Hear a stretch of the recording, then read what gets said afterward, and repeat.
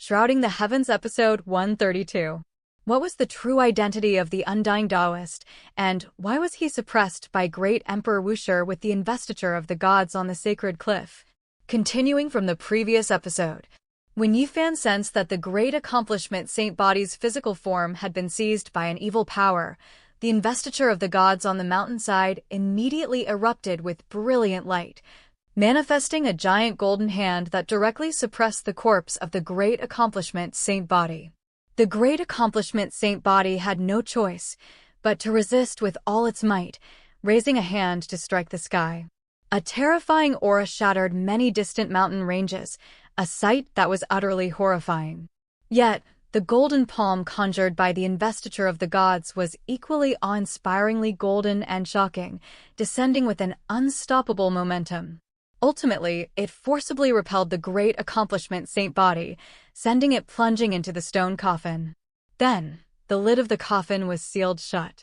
Only then did this entire world completely return to tranquility, and the golden hand manifested by the investiture of the gods also quickly vanished.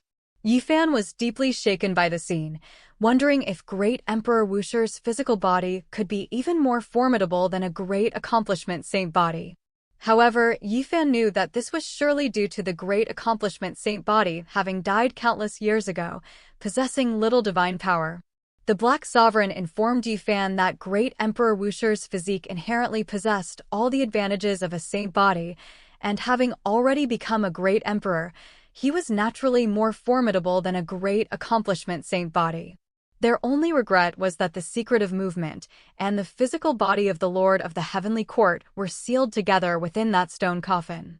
Fortunately, they had already firmly memorized the complete secret of movement and had also obtained the golden scepter.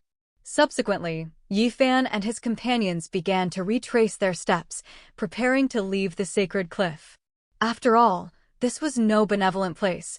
Lingering for even a moment longer could lead to unforeseen dangers. But just as they reached the mountainside, an old Taoist, clad in ancient robes, blocked their path. Even more terrifying was that the purple gold coronet on his head was almost rotten, and his Taoist robe seemed as if it could turn to dust at any moment. Yet, he didn't appear to be a corpse, but rather a living fossil from over 100,000 years ago. This filled Yifan and the others with immense dread. Immediately after, the old Taoist spoke. "Benefactors, would you be willing to lend this humble Taoist a hand? I am willing to offer 2 of the 9 secrets peerless sacred trees as a gift." If it were anyone else, they would have undoubtedly agreed without hesitation. After all, any single sacred tree from the 9 secrets was enough to make the world fight until their heads broke and blood flowed. But Yifan and his companions paid him no mind. As for the old madman, his expression was solemn. He transformed into an innate Tao diagram, preparing for a fierce confrontation. For a saint to be so wary, one could imagine just how terrifying this old Taoist truly was. After a moment of standoff, little Nan Nan, who was nearby, couldn't help but ask, "Old uncle, who exactly are you?" The old Taoist replied with great tranquility, "This humble Taoist has forgotten his past, for my true body long ago returned to the yellow earth, buried in the immortal garden. I only remember that the world calls me the Undying Taoist. Now, only a wisp of my primordial spirit remains, wishing to go out and fulfill a long-cherished wish. I bear no ill will towards you all." However, upon hearing this, Yifan and the others did not believe the old Taoist's words. They even quickly guessed the old Taoist's identity. After all, the name Undying Taoist already explained everything. He was very likely that supreme being from the Undying Mountain, the peerless expert whom great Emperor Wuxia had personally suppressed within the mountain's belly with the investiture of the gods. Thinking of this, Yifan, Li Heishui, and the others immediately blanched, filled with immense dread.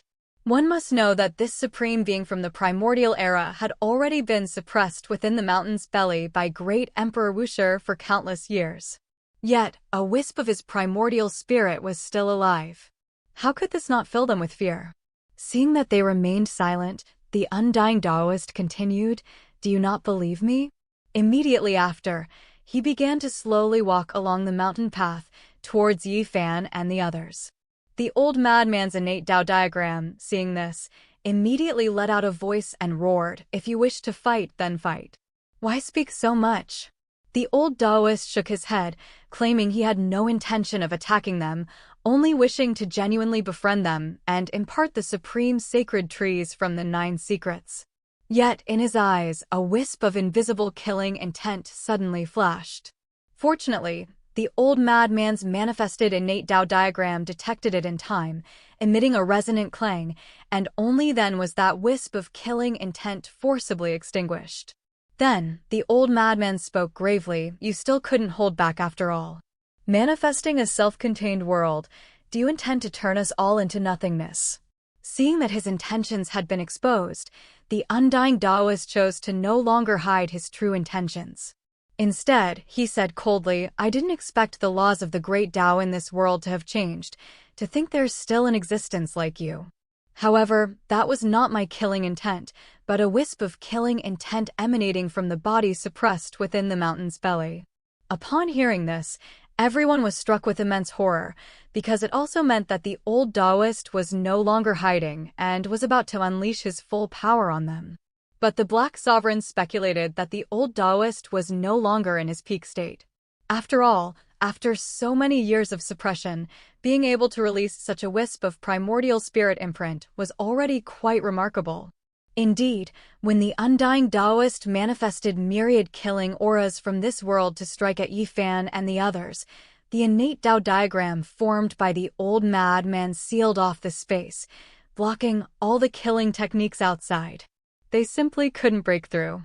The undying Taoist roared in response, "Wusher, you impudent junior. You've bullied me too much." At this moment, the undying Taoist harbored deep hatred for great Emperor Wusher, because his imperial might from back then had almost been completely worn away by the investiture of the gods. Now he couldn't even deal with a mere saint. But precisely because of this, the undying Taoist's aura next became even more terrifying. He extended a large hand, and a wisp of imperial might actually emerged, decisively grabbing towards Yifan and the others. Even under the old madman's protection, Li Heishui and the Black Sovereign's physical bodies were constantly cracking, their primordial spirits on the verge of shattering. Fortunately, at this most critical moment, the investiture of the gods on the mountainside suddenly erupted with brilliant light, rushing forth. A golden radiance instantly knocked the undying Taoist to the ground. After stabilizing himself, the undying Taoist no longer showed any trace of peacefulness. Instead, he formed hand seals and continuously struck towards the sky, seemingly unwilling to accept defeat. In response, the golden radiance released by the investiture of the gods didn't indulge him. It manifested a giant golden hand and slapped downwards. As a result, the undying Taoist was once again sent flying, crashing heavily into the mountain, looking utterly disheveled. The Black Sovereign laughed heartily at this, saying, "It seems that as soon as the undying Taoist releases a wisp of supreme aura, he will be suppressed by the investiture of the gods. He can't stir up any waves." Li Heishui then clamored for the old madman to quickly make a move, suggesting that if they could completely suppress the undying Taoist, they might be able to obtain 2 more of the 9 secrets. As it turned out, the old madman actually listened to Li Heishui's words. His manifested innate Tao diagram sent down myriad strands of primordial chaos qi, decisively suppressing the undying Taoist. In fact, although the undying Taoist was only a wisp of primordial spirit imprint, his strength was still incredibly terrifying. He originally intended to kill Yifan and the others, but was helplessly restrained by the investiture of the gods. Ultimately, he did not choose to clash head-on with the old madman, but instead directly vanished into the mountain's belly, disappearing from sight. The speed at which the undying Taoist vanished left Yifan and the others astonished, because they could tell that it involved the temporal domain. This also meant that the undying thief's earlier words were not false. Not only did the other party possess the lineage secret of movement, but they might have also obtained another, secret art. However, the few of them felt helpless. Even someone as powerful as the old madman couldn't delve deep into the mountain's core to engage in a great battle with that supreme being. Unless an ancient great emperor was reborn, no one would dare to unveil the investiture of the gods' list and enter the mountain's core to retrieve the 9 secrets. Not long after, Yi Fan and his group finally emerged from the sacred cliff. As for the old madman, it was time for him to part ways with Yi Fan and the others. Yet, he still maintained his taciturn demeanor. After nodding to Yi Fan and the others, he executed the lineage secret of movement and instantly vanished into the horizon. Yi Fan and the others did not immediately return to the cultivation world. Instead, they chose to seclude themselves in a primeval mountain range a million li away. This was because they had all gained immensely from their trip and wanted to enter seclusion to cultivate the lineage secret of movement. Of course, the main reason was that Yi Fan wanted to avoid the sharp edge of the 2 great divine assassin nests, human world and hell, not wanting to expose himself to the world. 2 months later, above a primeval forest, 10,000 bolts of lightning suddenly descended, engulfing the entire mountain range. He Huang, wearing a pair of floral shorts, had no choice but to execute the lineage secret of movement, frantically dodging while standing upright. Little Nan An, perched on his shoulder, was extremely nervous, terrified of being struck by lightning. As for Li Heishui behind them, he wasn't so lucky. Although he also grasped the lineage secret of movement, his comprehension wasn't as high as He Huang's. Thus, the moment the lightning descended, Li Heishui was struck directly, his entire body charred black. He was even on the verge of collapse, clamoring for He Huang to carry him as well.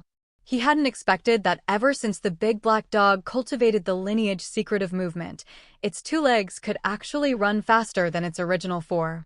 But He Huang was already struggling to save himself. How could he have time to bother with Li Heishui? Moreover, He Huang even extorted Li Heishui on the spot, demanding an immortal divine medicine, or else he wouldn't help him at all. Upon hearing this, Li Heishui immediately became furious, cursing He Huang for being truly heartless, especially since the floral shorts He Huang was wearing were given by him. But He Huang didn't fall for it at all. He even shamelessly declared, "It's just a pair of floral shorts, isn't it? I'll give you a whole basketful later." Li Heishui was enraged by these words. Then, upholding the principle of sharing blessings and facing hardships together, he unhesitatingly threw out a piece of divine iron. As a result, the 10,000 bolts of lightning, drawn by the divine iron, instantly struck He Huang, sending him scurrying with his head in his paws, his fur standing on end. Of course, Li Heishui wasn't much better off. He was struck until his skin split and flesh tore, letting out a series of shrill screams. Only little Nan An remained unaffected, standing aside and watching the man and the dog bickering and fighting each other. This was because the 7-colored light spot on little Nanan's glabella blocked the lightning for him, so he didn't suffer any harm. The only thing little Nan An was worried about was Yi Fan, who was in the sea of lightning, and his unknown fate. It turned out that over these 2 months, Yi Fan had been in seclusion cultivating. Not only had he cultivated the lineage secret of movement to a very high realm, but more importantly, he had also broken through to the peak of the 3rd stage of the 4th realm, potentially entering the final realm at any moment. This was why he had attracted the 10,000 zhang heavenly tribulation. However, this heavenly tribulation was clearly even more terrifying than the one he had undergone in northern Imperial City. Not only did crimson lightning descend, but eventually, 5 elements lightning and 7-colored divine lightning struck down one after another, striking Yi Fan's powerful physical body until his skin split and flesh tore, blood splattering everywhere. Only after another hour did Yi Fan finally complete his tribulation. The once lush primeval forest was now a desolate wasteland, filled with ashes everywhere. From afar, curses from Li Heishui and He Huang soon echoed, because Yi Fan's tribulation this time had dragged them down with him. He Huang even shamelessly declared that Yi Fan must compensate him with a divine medicine to make up for his losses. But Yi Fan merely glanced at him, disdaining to pay him any mind. In the following months, Yi Fan and the others still did not leave, continuing their arduous cultivation in seclusion. This was because the two great divine assassin nests made Yi Fan feel a sense of urgency. He had to quickly raise his strength to better contend with human world and hell. However, what puzzled Yi Fan was that during his last seclusion, he had broken through a realm in just 2 months. Yet, after 4 months of seclusion this time, he still couldn't advance to the final stage of the 4th realm's bottleneck. Yi Fan speculated that his smooth breakthrough last time must have been related to his previous comprehensions of the Tao.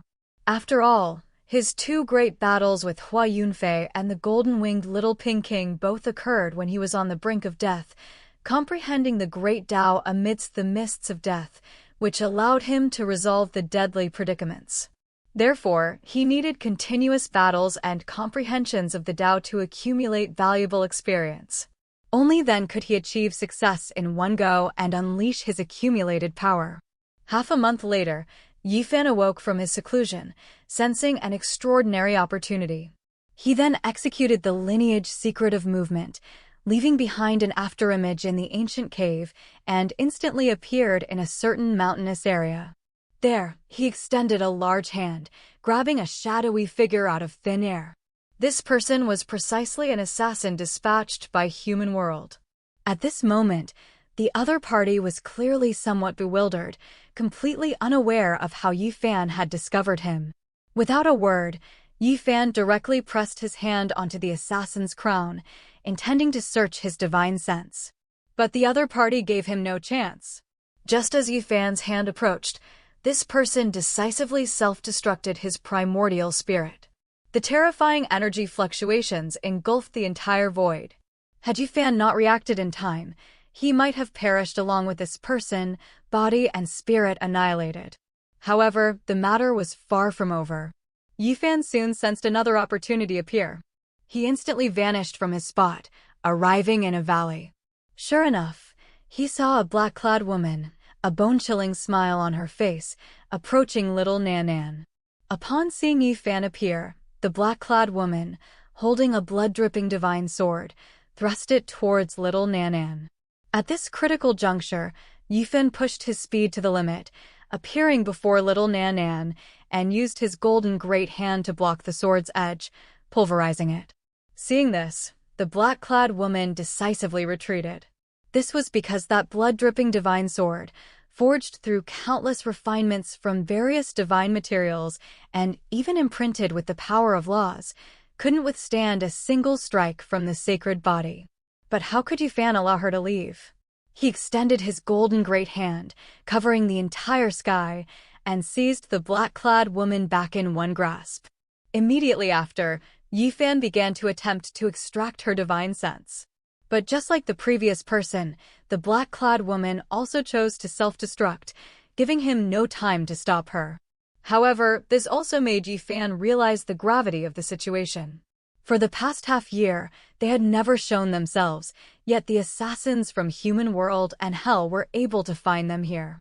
This undoubtedly indicated that the other party had already divined their location, and these two were clearly here to probe. This was very bad news for them. Therefore, Yi Fan felt that they had to leave this place quickly. Yi Fan once again returned to northern Imperial Divine City and met in Miaoi. However, he was maliciously targeted by the descendants of the Central Province Twin Kings. After Yi Fan realized that their secluded cultivation location had been divined by the two great assassin divine dynasties, Human World and Hell, he immediately had the Black Emperor carve out array patterns. That same day, they rapidly traversed the void, appearing a million li away. However, Yi Fan knew deep down that constant flight was not a solution. It wouldn't be long before the two great assassin divine dynasties would again divine their location, especially since some sacred lands, in addition to the most ancient inheritances of the Eastern Wasteland, were certainly involved and could commission Human World and Hell to assassinate him. With this in mind, Yi Fan decided to drag these sacred lands into the fray, letting them experience the feeling of being targeted for assassination. He then asked the Black Emperor to reveal the contact points of the two great assassin divine dynasties, planning to commission assassins from human world and hell to eliminate the saint sons who harbored hostility towards him. When the Black Emperor and Li Heishui learned of Yifan's idea, they both gasped in shock. This was a ruthless move that no ordinary person could conceive. If the two great assassin divine dynasties truly dared to accept Yifan's commission, there was no doubt that those sacred lands would go to war with human world and hell, triggering immense chaos in the eastern wasteland. The Black Emperor even felt that Yifan was too unscrupulous for devising such a wicked plan. If those sacred lands knew it was the doing of the desolate ancient sacred body, wouldn't they be utterly enraged? Of course, source stones were essential to commission the two great assassin divine dynasties. Fortunately, Yifan's origin technique was now exceedingly profound. He quickly found a dragon vein in the surrounding mountains and dug out several fist-sized pieces of divine source. Though small, together they were worth 600,000 jin of pure gold source. Such a treasure trove would undoubtedly tempt anyone, and the two great assassin divine dynasties would gladly accept this business. However, wiping out all saint sons at once was clearly unrealistic, and human world and hell might not necessarily accept such a broad task, as they would also consider the consequences. So, Yifan quickly focused on one individual, Yao Guang's saint son. This person was a representative figure among many saint sons, almost unrivaled among the younger generation of the eastern wasteland. Eliminating Yao Guang's saint son would undoubtedly cause immense repercussions. The next day, Yifan set off alone, traveling to Qiming ancient city in the central region of the eastern wasteland. He used the great art of changing heaven and earth to conceal his true appearance, transforming into a scholar. He began to wander aimlessly through the city because, according to the Black Emperor, Hell's assassins usually operated in the shadows, with each of their contact points having ancient shade trees planted nearby. However, Yifan spent a full 3 days there without seeing these so-called trees. It wasn't until dusk on the 4th day that he finally discovered several ancient shade trees in a dilapidated ruin, beneath which stood a stone table and 2 stone chairs. Immediately, Yifan approached the ancient shade trees. Following the Black Emperor's instructions, he cleared away the soil, rocks, and weeds on the ground, revealing some ancient foundations. After confirming this was Hell's style, Yifan carved the 4 characters Yao Guang's saint son onto the stone table. He then strode away, waiting for their response. The Black Emperor had advised him not to wait patiently, as Hell would take at least 3 days, and at most 9, to provide a reply. Ultimately, Yifan decided to return on the 9th day, understanding that the ancient assassin divine dynasties were generally very cautious and wouldn't easily reveal themselves. Indeed, when Yifan returned on the 9th day, he found a blood-dripping divine sword plunged into the characters Yao Guang's saint son on the tabletop. Hell's assassins had also left a message stating their willingness to accept the mission, but demanded 2 million jin of gold source, with an initial deposit of 700,000. Upon seeing such an outrageous price, Yifan found it somewhat unbelievable that killing a single Yao Guang's saint son required such a sky-high sum. He had originally thought 1 million jin of gold source would suffice. However, after some private contemplation, Yifan quickly felt relieved. After all, Yao Guang's saint son was a future saint lord, and besides the assassin divine dynasties, probably no other force would dare to offend such a supreme great sect. At the same time, Yifan realized that human world and hell might have already recovered their ancient strength. Otherwise, how would they dare to disregard the sacred lands and accept the mission to assassinate Yao Guang's saint son? Finally, after leaving 700,000 jin of gold source on the stone table, Yifan turned and departed, vanishing from the spot. Half a month later, shocking news emerged from the eastern wasteland. Yao Guang's saint son, while on an experienced journey, had consecutively slain 13 mysterious figures under the night sky, allowing not a single one to escape. Upon hearing this, Yifan's expression turned solemn. Yao Guang's saint son was indeed powerful. Even the experts dispatched by Hell had failed to eliminate him. However, Yifan wasn't worried, as no one knew he was manipulating things from behind the scenes. Moreover, Hell's loss of 13 powerful experts was precisely the outcome he desired. Yifan even began considering whether to involve assassins from human world as well, and then drag another hostile Saint Son into the fray, further escalating the chaos in the Eastern Wasteland. But before Yifan could truly put his plan into action, another piece of news related to the peerless Divine King arrived from Northern Imperial City in the Eastern Wasteland. Little Tingting, who had been missing for a long time, had reappeared and returned to the Jiang family. She had left with the peerless Divine King back then, and when the Divine King departed, he was already on the verge of death. No one knew where they had gone, nor the peerless Divine King's physical condition. Now, with Jiang Tingting's reappearance, the mystery of the peerless Divine King's life and death undoubtedly became the focus of public discussion, with many firmly believing that the truth would soon surface. At the same time, upon learning of Little Tingting's return, Yifan quickly gathered with the Black Emperor and the others. Li Heishui, in particular, raised both hands in agreement upon hearing that Yifan was going to Northern Imperial Divine City, stating his desire to return there to inform Old Man Tu of Tu Fei's whereabouts, so he wouldn't worry. However, upon hearing these words, the Black Emperor scoffed, "You talk nonsense. Don't spread rumors indiscriminately. Tu Fei has nothing to do with me. He ran off by himself." Li Heishui was instantly enraged upon hearing this. Then he angrily said, "You damn dog. How dare you say that? Don't even think about entering Northern Imperial City again in this lifetime. Otherwise, you'll definitely be flayed alive and have your tendons pulled out." But the Black Emperor was completely unfazed by Li Heishui's threats. Instead, it began drawing array patterns on the ground, precisely targeting Northern Imperial Divine City. When Yifan saw the Black Emperor fiddling with the Void Emperor's chessboard array patterns, he was utterly exasperated. Even Li Heishui felt a chill run down his spine, claiming he would rather walk there on two legs than ever use its teleportation array, because the big black dog was too unreliable. The first time, it had teleported Pangbo to the central province. The second, it sent Tu Fei to the distant northern plains. It had never been accurate even once. Upon seeing their reactions, the Black Emperor shamelessly boasted, "You truly have no insight. This is a corner of an ancient great emperor's array patterns. Ordinary people simply cannot comprehend it, yet you still disdain it." However, the Black Emperor ultimately withdrew the Void Emperor's chessboard array patterns and instead used another type of array pattern it was proficient in. This time, the Black Emperor was extremely confident, stating there would be no more deviations and that the destination was near Northern Jade Mountain. But just as the group appeared in another location via the teleportation array, they looked around. Mineshafts dotted the land, and a primordial aura permeated the air.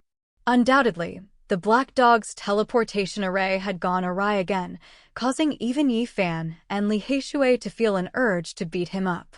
Fortunately, this wasn't the Primordial Valley mine, but rather the Purple Mansion's mining district. Ahead, several cultivators clad in purple robes were approaching Yifan and his companions with hostile expressions. However, upon recognizing Yifan, the cultivators from the Purple Mansion Holy Land immediately changed their expressions. The sacred body had been dormant for half a year, leading the world to believe he had been slain by the two great killer divine dynasties, so his reappearance was entirely unexpected. The leader of the group even hastily glanced at another person, intending for that person to secretly inform the Purple Mansion Holy Land and invite a Grand Elder to come. Yufan's divine sense, however, was incredibly keen, allowing him to act a step ahead by grabbing the disciple who attempted to flee.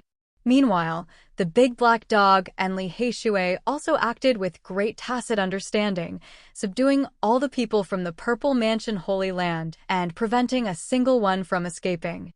Instead of indiscriminately killing innocents, Yifan explored their seas of consciousness, learning that a batch of extremely precious source stones was located there. He had, after all, entrusted the two great killer divine dynasties to assassinate various holy sons, a task that required a massive amount of source stones as payment. With a ready-made batch now available, he naturally wouldn't let the opportunity pass. Soon, Yifan and his companions plundered the Purple Mansion mining district, even taking the entire treasury. They were arguably even more ruthless and vicious than the 13 Great Bandits. Especially when they learned the value of this batch of source stones, amounting to over 2 million caddies of pure source stones, Yifan could no longer suppress his emotions and burst into laughter on the spot. He realized he could once again enlist the ancient killer Divine Dynasty to assassinate another holy son. Even Li Heishui couldn't help but admire Yifan's intelligence. Using the Holy Land's own source stones to hire the ancient killer Divine Dynasty to then turn around and kill them was a scheme no ordinary person could conceive. Soon after, the group traversed the void and entered the Divine City. However, Yifan did not immediately head to the Jiang family. Instead, he planned to have Li Heishui contact Jiang Yi, the 13th Great Bandit, to find Jiang Tingting through him. When Yifan once again walked the streets of the Divine City, he recalled many past events. It was here that he had experienced the stone gambling battle and broken the level 4 curse. Now, more than a year later, he had returned once more. Of course, Yifan's return quickly caused a sensation in the Divine City. Many people had already heard the news of him severing his cultivation. Moreover, having not appeared for the better part of a year, people had believed him slain by the human world and hell. Yet now he stood alive and well before the world, making it impossible for him not to attract attention. During this time, Yifan also heard news of the Jade Lake Grand Gathering that was soon to be held, and he was eager to witness it. However, before that, Yifan chose to visit Anyaoi's abode. He wanted to verify some things with her because Anyaoi had once warned him not to go to the ruthless Emperor's Dao field to contend for the heaven-devouring demonic pot. Consequently, while Yifan was heading to the primordial Forbidden Zone, news quickly spread that almost the entire younger generation had perished in the ruthless Emperor's Dao field. All signs, therefore, indicated that Anyaoi possessed inside information, which led Yifan to suspect a connection between Anyaoi and the ruthless Emperor's inheritor. As Yifan met Anyaoi, two individuals were intently sizing him up. He recognized one, Wang Qiuxiao, the body of the departed Ming. The other was a very young man, dashing and full of vigor, who acted extremely arrogantly upon seeing Yifan. He then stated coldly, "We already have an appointment with Farian. Why have you come? There's no place for you to sit here." Upon hearing this, Yifan did not immediately vent his emotions. Instead, he asked Anyaoi who this person was. However, before Anyaoi could respond, Wang Qiuxiao, who was nearby, voluntarily introduced him. This person is named Gao Linfeng. He is the younger brother of the Twin Kings of Central State. Yifan was puzzled. The Twin Kings of Central State had long since been annihilated by the peerless Divine King, so this new pair must be their descendants.